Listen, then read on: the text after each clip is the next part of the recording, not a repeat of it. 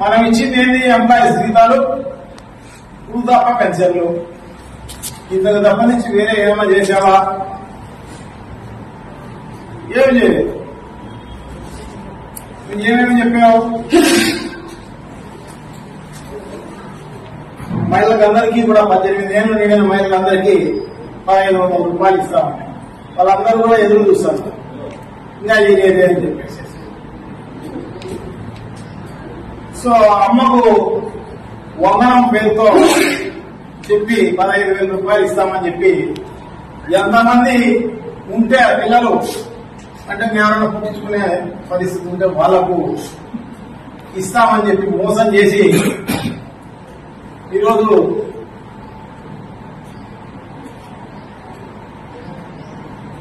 మందు ఇస్తాను 100కు వాళ్ళ నాన్నకు 100కు మందు ఒక బాటిల్ అని చెప్పేసి చెప్పే కార్యక్రమం చేస్తాను. సో ఇదే కాదు, వృద్ధాప్య పెన్షన్లు అయితే 1000 రూపాయలు పెంచడం జరిగింది. కానీ ఈ జిల్లాలోనే ఉదాహరణ తీసుకుంటే దాదాపు 1100-1200 పెన్షన్లు తీసేసినాం. ఇంకా భవిష్యత్తులో ఎన్ని తీసేస్తారో కూడా తెలియదు. అంటే రాష్ట్ర వ్యాప్తంగా కొన్ని వేల పెన్షన్లు తీసేసి భవిష్యత్తులో కొన్ని లక్షల పెన్షన్లు తీసేసి అదే డబ్బులు అడ్జస్ట్ చేసే కార్యక్రమం చేస్తున్నారు తప్ప కొత్తగా ఇచ్చింది ఏమీ లేదు అని చెప్పి తెలియజేస్తున్నారు.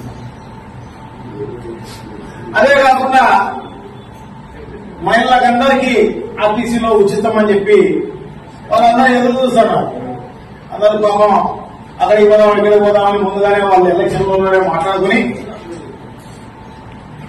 వాళ్ళందరూ ఎదురు చూస్తున్నారు. ఊరికి పోవాలంటే ఎప్పుడు చంద్రబాబు ప్రకటిస్తారు, ఎప్పుడు ఉచితంగా ఇస్తారు అని చెప్పేసి 3 సిలిండర్లు ఇస్తామని చెప్పి అది రేపు దీపావళికి ఇస్తామని చెప్పి చెప్తున్నారు. అది ఎంతమంది ఇస్తారో తెలిసేది తెలుస్తుంది అన్నమాట. సో అదే కాకుండా రైతు నిధి పేరుతో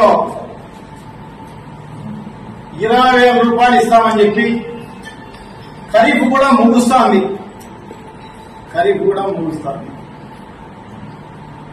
ఇంతవరకు దానిపైన ఆచూకీ లేదు.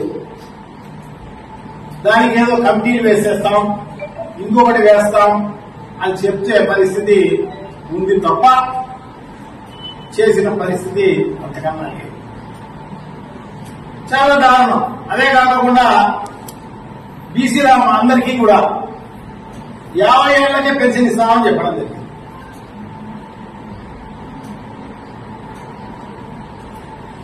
ఎప్పుడు ఇస్తారు అని చెప్పేసి